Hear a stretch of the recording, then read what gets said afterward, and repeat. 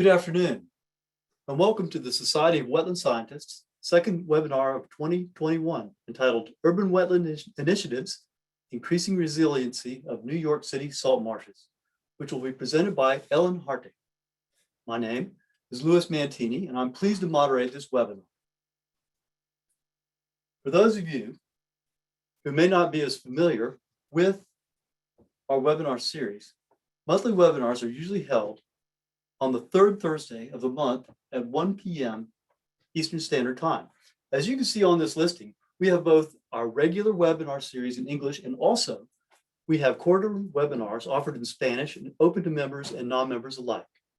Webinars are also posted to YouTube for free viewing with an amazing library of over 60 different webinars. Our program is also expanding with the development of wetland interviews, so be certain to keep that on your radar. We're also proud to recognize our webinar series sponsors for 2021. First, I'd like to introduce the Wetland Group, which is a natural resource consulting firm that balances regulatory compliance with sound ecological management, and HDR, who specialize in engineering, architecture, environmental, and construction services, creating an unshakable foundation for progress with multidisciplinary teams of scientists, economists, builders, analysts, and artists. You can find their information at the websites listed above.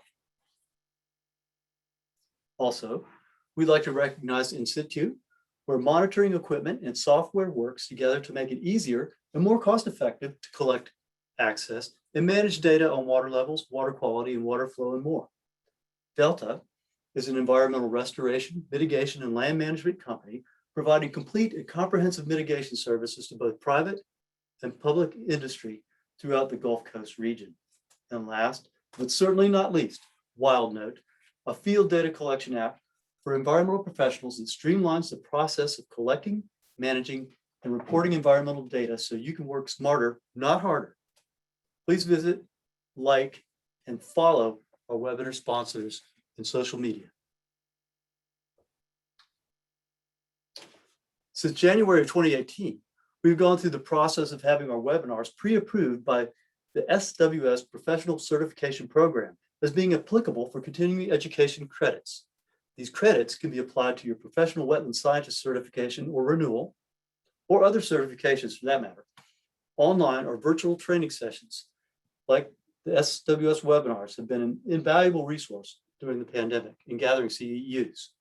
So please keep that in mind. Participation certificates for watching the webinar are available through an automated process. You'll receive an email from our Susanna Hodgdorn via Zoom about 1 day after the webinar. Be certain to check your spam email if you don't see it. These certificates are free to SWS members. Participation certificates are also available for those who watch webinar recordings and can be found on our events calendar page or our YouTube channel, which, by the way, is complete with multilingual captions. So, before we get started, I'd like to go over a few housekeeping items. For one, the general format for today's webinar will be a 45-minute presentation by our speaker, followed by approximately 15 minutes for questions and answers. All attendees will be muted with their cameras off for the duration of the webinar, including speakers and moderators speaking when not speaking. Okay. Excuse me. Questions will be asked with the Q&A button shown here, and not the chat button. The chat button, which will be reserved for technical difficulties, will be monitored by SWS staff. At any time during the presentation, you can type your questions into the Q&A pane, and participants may also upvote those questions they wish to be answered earlier. As your moderator, I will pose the questions to the speaker. Finally, a survey will be sent to you via email from Zoom 1 day after the webinar. Please fill that out to give us feedback about today's webinar and the SWS webinar program. Additionally, please indicate if you'd be interested in giving a future webinar in 2021. So, it is my distinct pleasure to introduce our speaker today. Ellen Hartig has 30 years experience in wetlands research, teaching, government agency, and community advocacy work. Her start was with environmental consulting firms, after which she joined Columbia University's Climate Impacts Group. There, she was able to document surprising decades-long tidal wetland losses in Jamaica Bay, one of the largest coastal ecosystems in New York State. This work became part of the 2001 Metro East Coast contribution to the first national assessment of the potential consequences of climate variability and change for the United States. Currently, Ellen works in the Natural Resources Group at New York City Parks, conducting salt marsh restoration and research.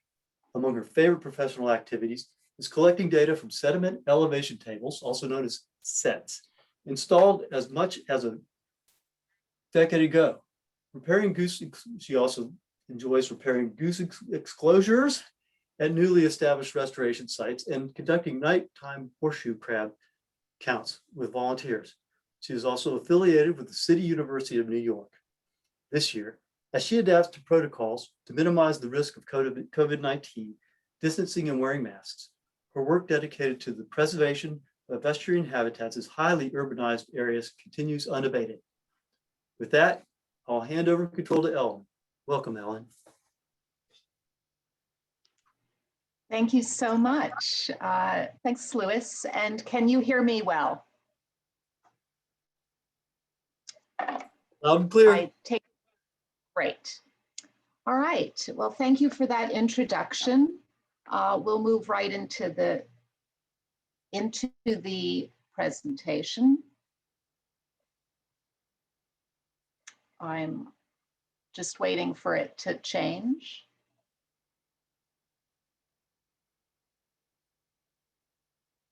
The screen seems to be holding.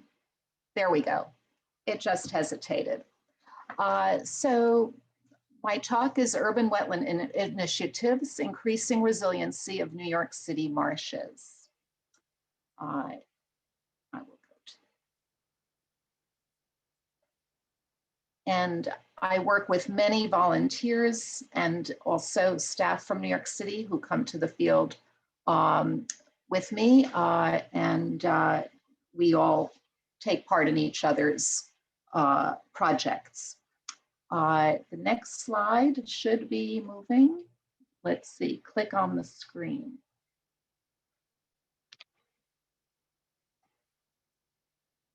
Having a little bit of technical difficulties here.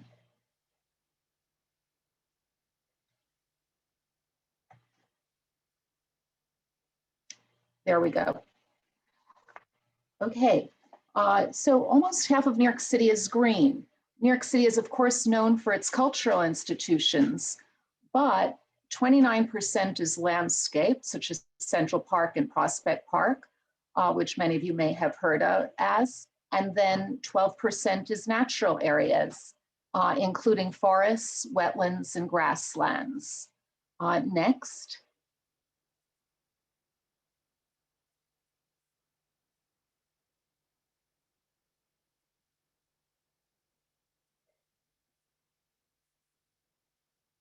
Next slide, if possible. Great. Half of New York City's wetlands, I'm going to just turn off the video. I'm going to turn off my video if that helps. Half of New York City's wetlands and streams are in New York City Parks. If you can go back to the first slide, this is the previous.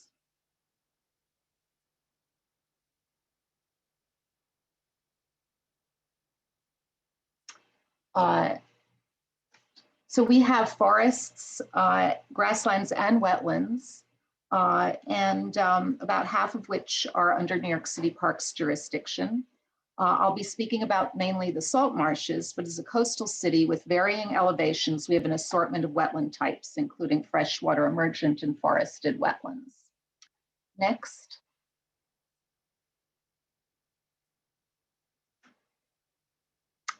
Next will be an image of a Bronx site where we do site-specific monitoring. It's near the confluence of the Hutchinson River and Long Island Sound. There you go. You can see the inset, and it it shows the New York Bight by the, and then is the Atlantic Ocean. And then where the star is, you see Long Island Sound. This is partly why the marshes we have are so productive. And really, New York City is an island city or a waterbound city, because the Bronx is the only borough that is attached to the rest of the United States.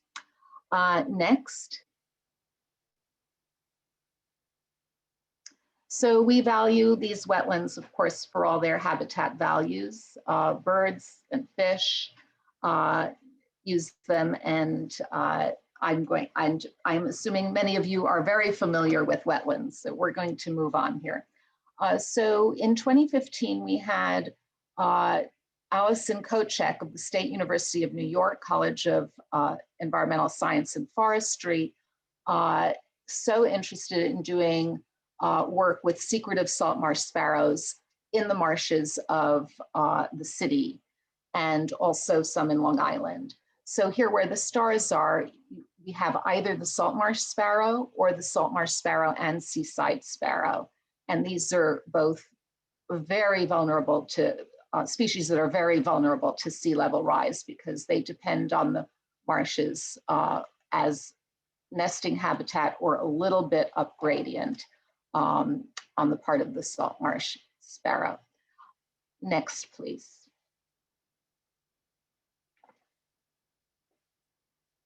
So we have so many stressors here in New York City.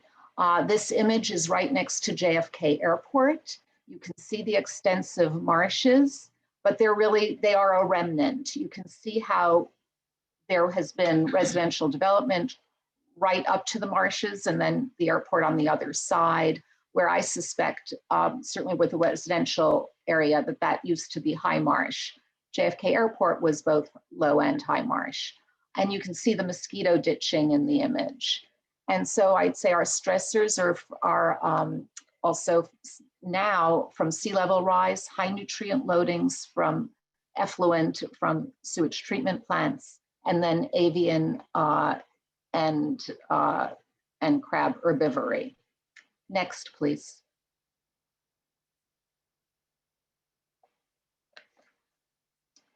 So when I started on what was really for me a journey of understanding the indirect losses that our marshes were suffering, so no longer dredge and fill since the 70s with regulations, but very much there was this clear understanding after the work I did in Jamaica Bay of marsh loss. When I came to New York City Parks, I first looked, is the same phenomenon elsewhere in the city? I had been focused before on Jamaica Bay, and the more I looked, the more I found.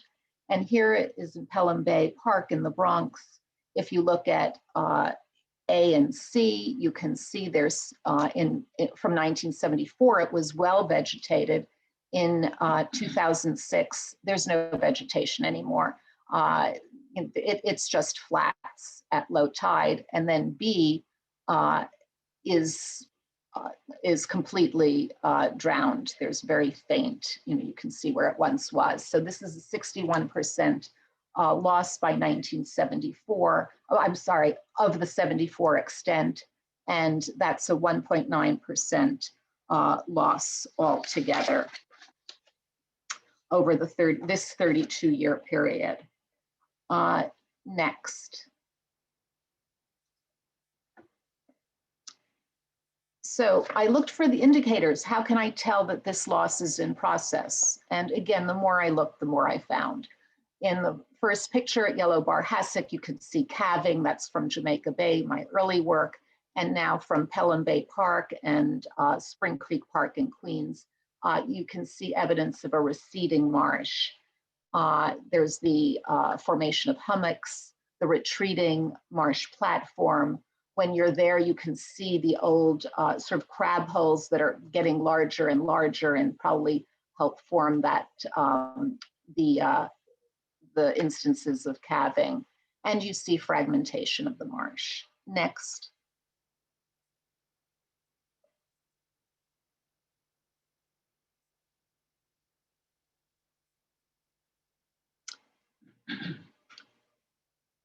Next will be a graph of mean sea level rise. We have the oldest tide gauge in the country. It's from 1856. And using this tide gauge, there's a 2.87 millimeter per year rise in sea level over that period. Well, it's really calculated. The records start in 1856, but over the last 100 years, you have really 2.87 millimeters per year loss. And you can go to the NOAA website and get this for any tide gauge station in the US. Next, but you'll get different results depending on your conditions. So if that rate continues over the next 100 years, we want to know what to expect. And in New York City, we're fortunate to have sea level rise projections produced mainly with Columbia University and partners, and they're part of the New York Panel on Climate Change. And first under Mayor Bloomberg and now under Mayor de Blasio, the projections from the MPCC are being used for planning purposes. And for centimeters rise, we have a low end and a high end and some middle ones. And more recently, there's also very much of a rapid accelerated rise that's also starting to be incorporated into planning. So we're really using this information. And our behavior over the next decades can mean the difference between how much it will be toward the high versus the low. But if the most extreme I give here is 191 centimeters or 75 inches rise by 2100. So next. So knowing this will be happening, New York City Parks is doing a multi-tier assessment of New York City salt marshes. We're doing a desktop analysis. We are doing a marsh-wide set of ecological assessments. We use rapid assessment techniques. The Mid-Atlantic tidal method was introduced to us by partners, the Partnership for the Delaware Estuary, and they came and showed us their methods. And then we have the long-term monitoring stations using a more intensive method. Next. So here are the 6 locations for New York City where we have the SCTs, the sites and SSIM, where we do the site-specific intensive monitoring. And these are Pelham Bay Park. On the Long Island Sound side, I call it Cove. On the Pelham Bay Park side, along the Hutchinson River, Udall's Cove Park Preserve in Queens, Idlewild Park Preserve also in Queens, Idlewild and Spring are east and west of JFK Airport, so Idlewild Park and Spring Creek Park, and then Sawmill in Staten Island. And in each of these, we do aerial image analysis, we do the sets, and then a series of other exercises, including erosion pins, vegetation cover, and we've done some RTK measurements. Next. So here's an example of the trends analysis. This actually was done for 25 marshes. The brown coloration is marsh loss. Green is existing marsh. And you can see there was a 25% loss between 1974 and 2012. We used 1974 because those maps were available. that had been formed for regulatory purposes when New York State started regulating dredge and fill activity in wetlands. Across the way, and you can see the very tall buildings on the aerial. That is Co-op City, and you can see it in the small, also inset photo. Co-op City was among the last great fill and dredge activities that New York City did, because right after that were the regulations.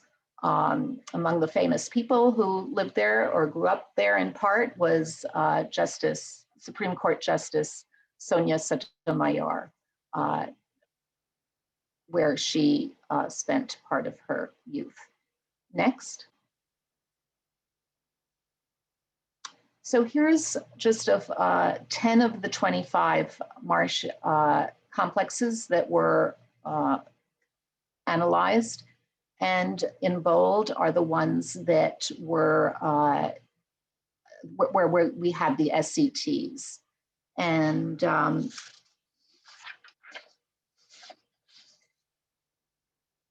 you can see that the percent loss ranged from 0.2% at Sawmill Creek to Staten Island, in Staten Island, and to 1.3% at Udall's Cove, Queens. So there is a range, but we try to calculate the loss per year and evaluate from there. Next.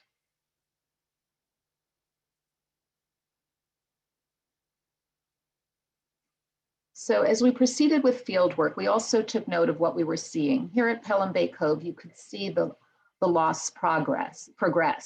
On the left, we compared with an aerial, and I and my colleagues at the time made this drawing to show the loss. On the right, you see where there will be future loss.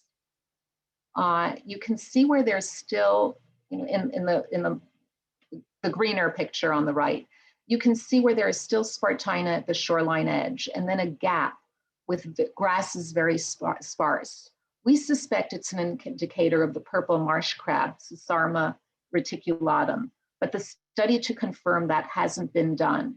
These crabs graze on Spartina alterniflora, but that gap is a clear indicator, and we want to go back there and find out more and confirm presence of the purple crab. Next.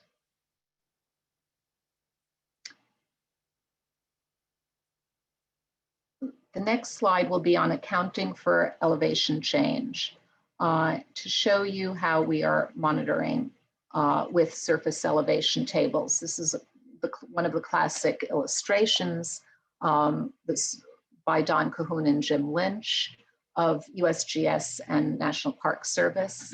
And the purpose of the accretion measurements, which are conducted after laying a marker horizon nowadays made of white feldspar powder. You lay that down, I'll show you pictures in a moment, and then you see how the marsh accumulates sediment over it with each tide cycle. And so there you get to see what is the above ground change. And then you compare it with a surface elevation table that has a pipe that has been hammered literally deep and is fixed in the ground. And so then you get to see what's in the subsurface layers. And this SET tells you, mixes both the, what's happening above and below, and then you have to subtract the accretion. This may become clearer as we go on. And so the subsurface processes that are happening below ground can swell or shrink that layer, changing your elevation. And that includes from root growth, decomposition, pore water flux, and compaction. Next, please.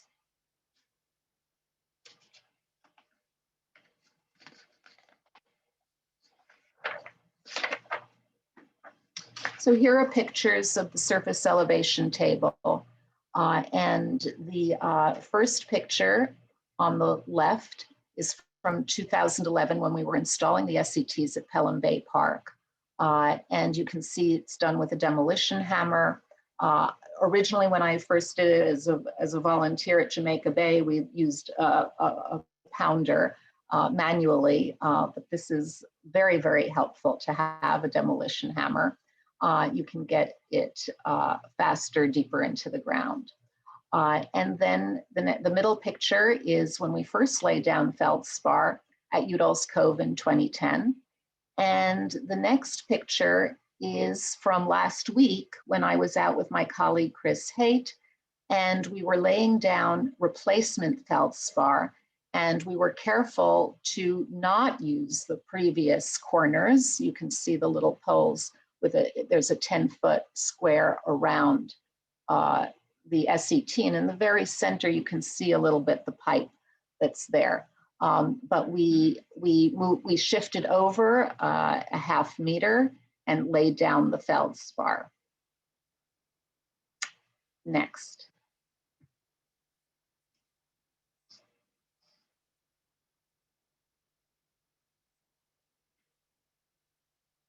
In the next one, you will see the rods, the 9-inch, and we set down 9 rods, and they're 36 inches in length. There you go, in the middle. And these are carefully laid. The longest part of the exercise is to carefully put down the pins so you're not puncturing into what's sometimes a soft surface. You can see that I'm on a bench. It's really a parade bleacher, and we go out. We use milk crates on either end so that we're not compacting the surface that we're trying to measure. And to the right, you can see one of the cores we also take in each corner every time we go in and do the measurements. And you can see a nice layer forming above the feldspar.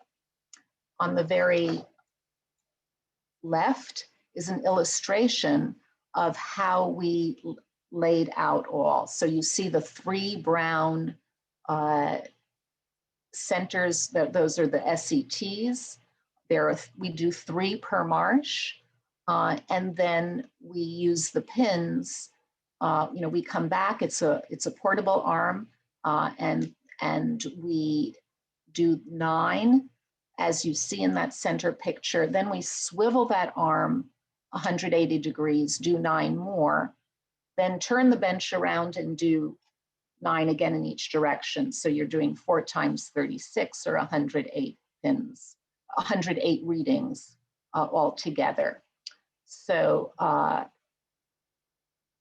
sorry, you're getting 36 each, and then at each of the 3 SETs, you're getting those 36 readings. So it's 108 altogether.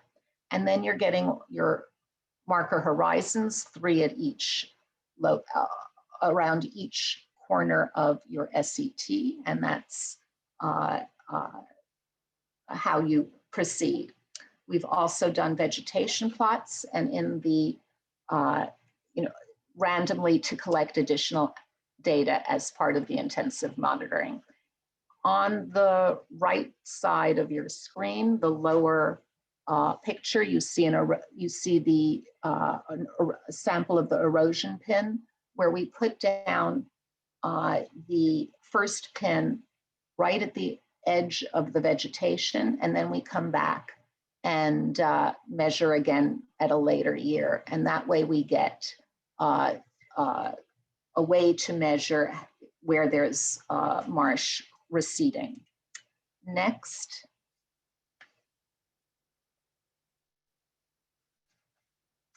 So after 10 years, here's the pattern we got at Pelham Bay Cove. And you can see that there was sort of an up and down when we were doing more frequent measurements in spring and fall. We are now resorting to once a year. And there's still some up and down, but we go the same time every year in the fall. And accretion and elevation match pretty closely, but you can see there's the elevation change is a little greater than the accretion here. I want to have, if you can bring your eyes over to the arrows. That is where Hurricane Sandy came in. We were fortunate in having measured, I think, October 9th, just before, and it was at the end of the month that the hurricane inundated New York City. And the following weekend, I was able to get out to see what the situation was at our marshes. I actually grabbed my husband and got a truck from Parks Department, only available at that point on off hours on the weekend, and did manage to get some more readings. And then a weekend or two later, there was a nor'easter. So then we went a third time, and there I had some staff and the pickup truck to hold the plank, and we did the third measurement. So we got 3 in close, just very close to one another, so we could really get some intense readings. And this was the only site we were able to do that for. And that's still, it's interesting to us that you can really see a little bit of a boost of the wetland, of the sediment layer. Next.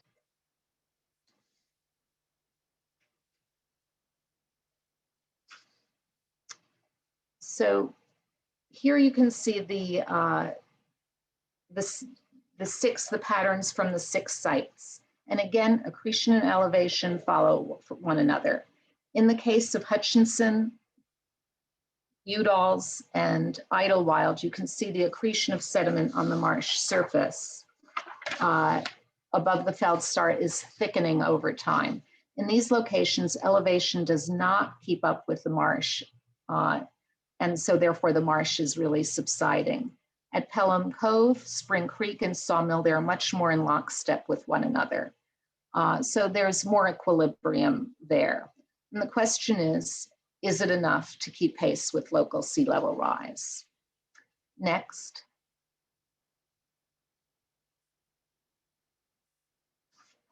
So here in this table, you can see the same thing in summary in numbers.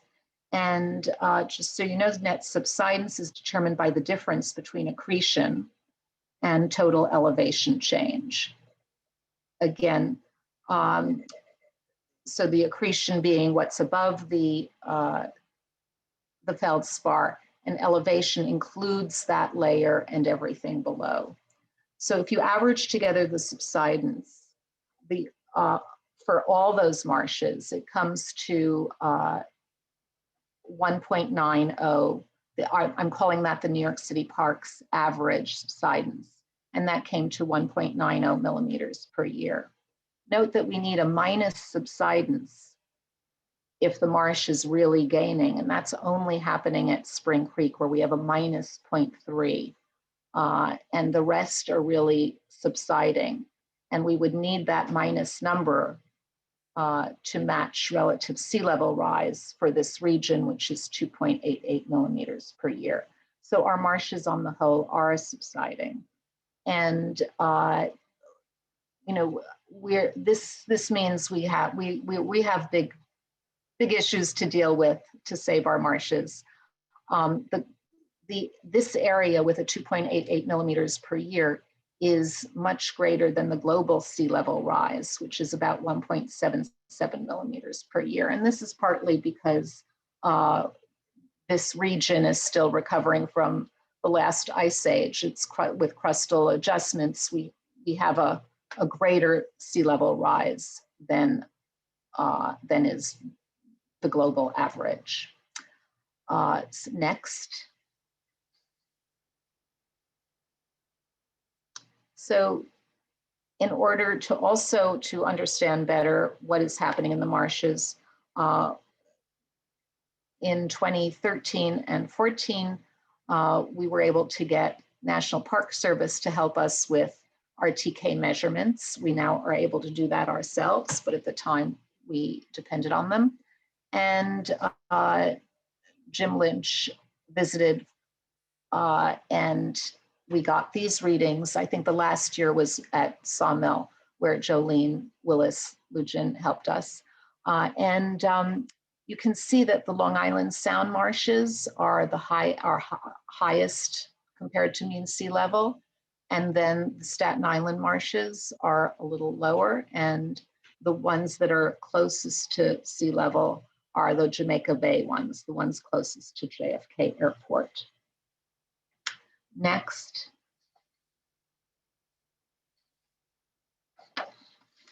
So where does this situation take us? We got busy and developed a management framework for New York City. The goals includes, well, of course, celebrating our wetlands. We want to document 30 years of restoration experience and assessment and figure out what worked best.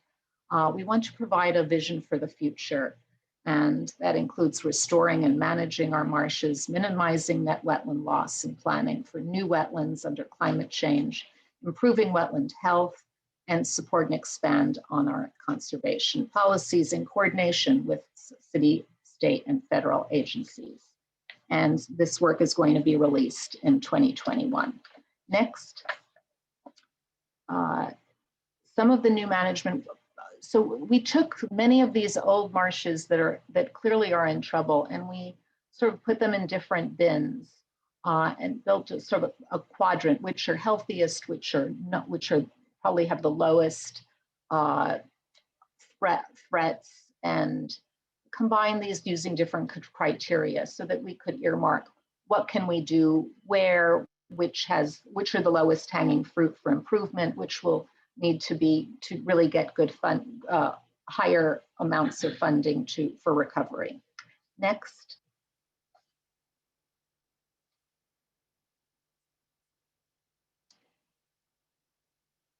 So we have a number of methods that we can do, including removing historic fill, which is really the most expensive, reconstructing eroded marsh, doing build out, placement of sediment, removing trash. That's probably in some ways the least expensive, where you can remove some of it. We have to do with contractors, but we remove large debris, uncovering marsh that can then bounce back.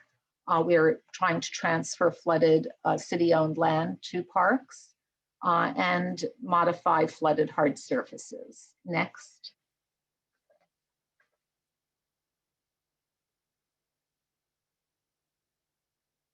The next one will be Soundview Park, where we do traditional marsh restoration.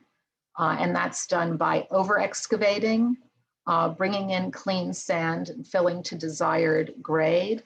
I think we'll go on to the next one as well, because you'll see more of this. We bring in clean sand to desired grade, and then we replant. And the next slide will show it too. Great. So that first one, you can see when at Soundview Park, where there was a large amount of excavation. And then, after the contractors and the nursery period, we will do our own maintenance in as much as we can. And in B, you see a line of volunteers going out to help us with our goose fencing. And in C, it was around 2017, the volunteers under the leadership of our stewardship team that does do, they organize volunteer events with so many people who come and spend some of their weekends with us. And here you see hanging of new flagging for the goose fencing so that the geese don't even try to land there in this exclosure. And so sometimes with just that exclosure, the Spartina will bounce back because they're no longer being plucked by the geese, who find the new marsh Spartina plants to be really quite a delicacy. So, and then at D, you see, this was from this past summer, where we no longer were using all but very few trained volunteers, but here we were with staff, and we replanted a portion that was outside the exclosure. And then we put in new goose fencing to protect these plants. Next.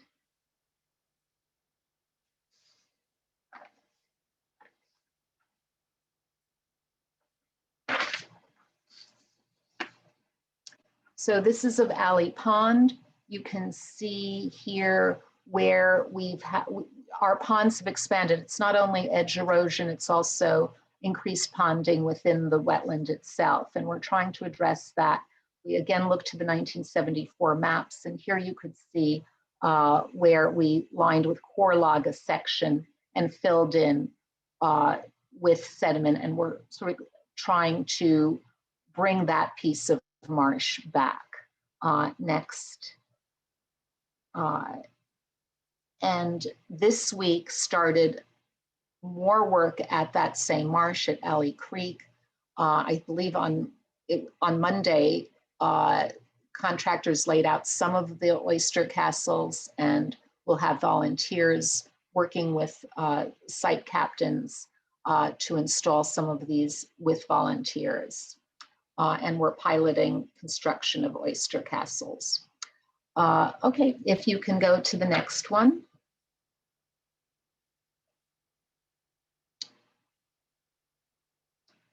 So here what we're trying to do is thin layer sediment application at Idlewild Park, Queens. The design has been delivered to DEC, and we're waiting for the permit. And here, what we want to do is really focus on increasing habitat for secretive salt marsh sparrows. They do come, the area in pink that you see is where they're currently using the site, according to Allison Kochek, and we want to expand that. We chose place a little bit off. A and B are both preferred sites, but I think in the end we chose B. We felt that was too close. And we're going to put down thin layer sediment and see how that goes, and continue with monitoring the salt marsh sparrows. Next.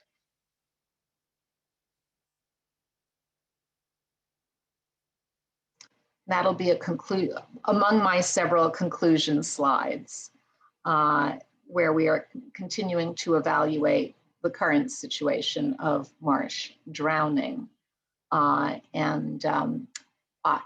had one more here. This is where we may also look to having asphalt. The blue is really at this very large parking lot at Orchard Beach in Pelham Bay Park, famously used beach. And it's really often so wet already, and using SLAM, the sea level affecting marsh migration model, it's bound to drown. There's no point fixing the asphalt at this point, but this is to be negotiated within the agency.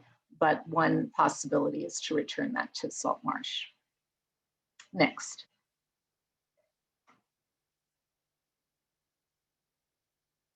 And always, if you'd like more information from me, please feel free to email me.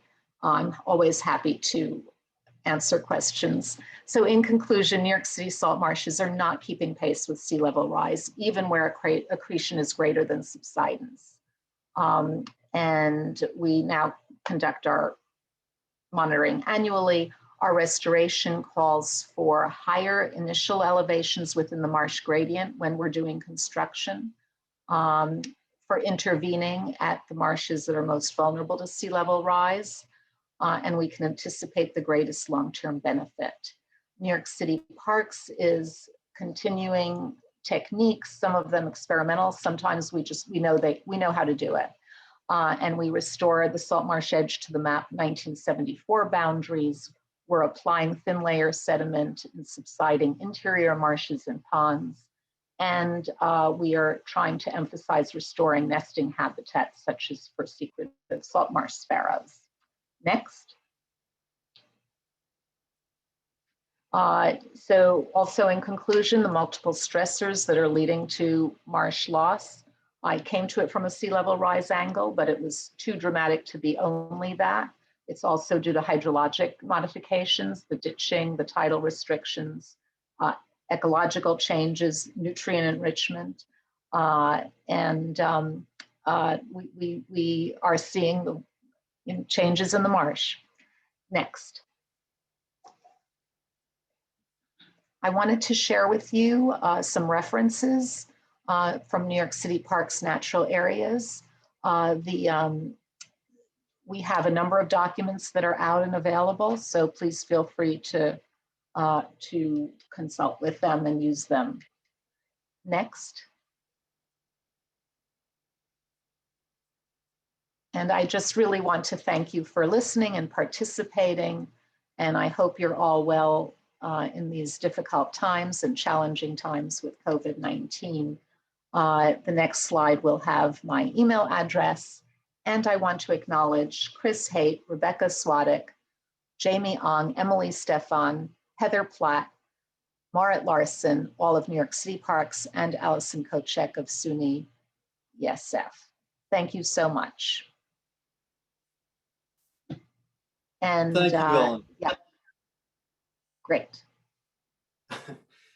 Thank you, Ellen. Thank you very much. You know, I'm a real sucker for the restoration projects, man. I just love it, and your partners. And just to we do have plenty of questions, and I thank you so much for providing your email address, because that will allow participants to email questions that if they're not able to have theirs answered in the Q&A, plus, you know, something might come to mind later. We used to provide the slides that the presenters use or, you know, present in the webinars, and I believe that is on the webinar page on the website. I'll get clarification on that, but otherwise, I'm sure that Ellen could provide a copy of those. Would that be all right with you, Ellen? I think a PDF copy or something like that. And I believe so. Okay, so let's get to the questions, and we've got a few here that I think you would probably start. I'll probably start with the shorter ones, then with the more difficult ones, because some of them are kind of long. But I love that. Here's one from an anonymous attendee. I love the ideas about, quote, hazing the geese. What can you do about the purple marsh crabs that are compromising the sediment integrity? Ah, I love the question. I don't have an answer for that. And please email if you do, because, well, first of all, this is still to be researched. We have to understand better the problem with the purple marsh crabs. It's not confirmed. I suspect that they're there because of the indicators, but we're going to be doing studies to see that is, you know, how much of it is a problem. And then what to do, I am not sure. Okay. Thank you. Yeah, I was kind of wondering. I mean, the marsh crabs, is this, you know, is the problem with the marsh crabs an indicator of something higher up the food chain, or, you know, they're, I guess, an issue with a more favorable habitat for the marsh crabs due to sea level rise in the first place, something like that. I could see how you'd have to, you know, there's a whole new world of understanding there in order to get to the root of that problem. And we have, right. Well, there's a researcher out of, I think, I'll have to check where he is, but he does work in Cape Cod. And his theory is that there's not enough predator fish on the crabs, because they're a native species. They're just out of balance. And it might be that they're not enough predatory fish. And that is written up. I think Warren has written that up and is doing the work. So that is sort of a separate issue. And I just wanted to, since the person said about the hazing of the geese, we don't haze the geese. We just put up that goose fencing so they don't even try to land there. They're going elsewhere. They just are, you know, the well-established marsh can tolerate some herbivory. It's just this where we put the new plants that are so luscious that the geese want to pull them out, but we're not hazing them. So just Okay. wanted to clarify on that. They just can't land because they know they need a certain amount of space to take off. So when they see the string and the flags flying in the wind, they don't even try to land there. Okay. Thank you for clarifying that fact. Here's a good one-liner. Have you had salt marsh restoration success in blocking or altering the ditches in the marshes? We have not tried that. We are working with Susan Adamovich, who is in Maine, and hoping to understand better some of these underlying old historic alterations. So that is something that we are hoping to grasp, that sometimes these alterations are even hidden and you can't really see them. So some old ditching, old farming methods that may be interfering with good inundation of the marsh. Okay.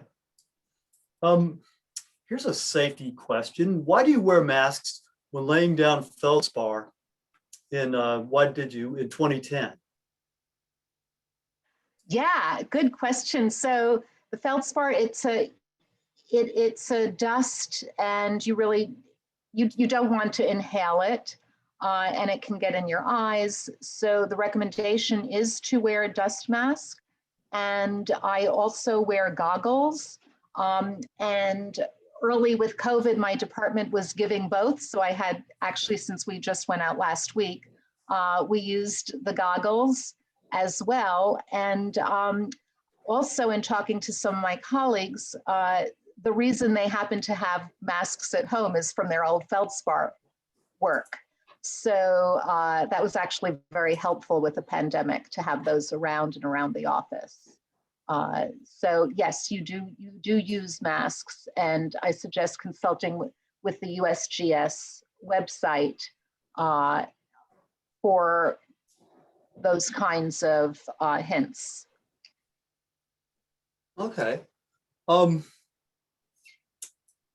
about you spoke of involving volunteers at your restoration sites. Are the volunteers from school groups, or are they mainly independent individuals? And how would you train them and address safety issues? I know it's quite a few questions in one. Mm-hmm. But, yes. So thank you. At New York City Parks, we have a stewardship team that specializes in bringing volunteers, both even for street trees. We have large groups and we have individuals. So NYU came and did huge cleaning up of street tree pits and putting mulching, and they've done invasive species removals, but it's all under the auspices of the stewardship team. And for safety, they bring, for example, in the salt marsh, when we do cleanups with them, they're the ones that are bringing the containers of if people find hypodermic needles lying on the marsh. So they are adept at this, and there's a whole, especially with COVID, there can be tracing. They are a remarkable group that really specializes in making sure that volunteers stay safe. They know how to get in touch if there's bad weather. They will tell people it's canceled. So that's their specialty, and we depend on them tremendously. That's and great. I'll add one more. Yeah, there's one more thing. Because we're so grateful to them, we also want them to go away with some knowledge of the site that they were at, of why we're asking them to do some of the work, because it can be very grungy.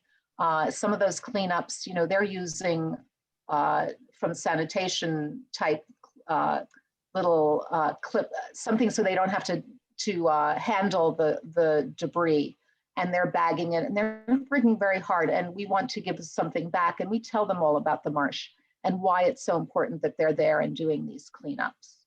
Right on. yeah, so they can go and share that information with their friends, for sure. You know, I just Yes, noticed. and maybe come back. I'm sorry, go ahead. Yeah, sometimes they come back, and if it's a one-time thing, that's fine too. But we want them to be able to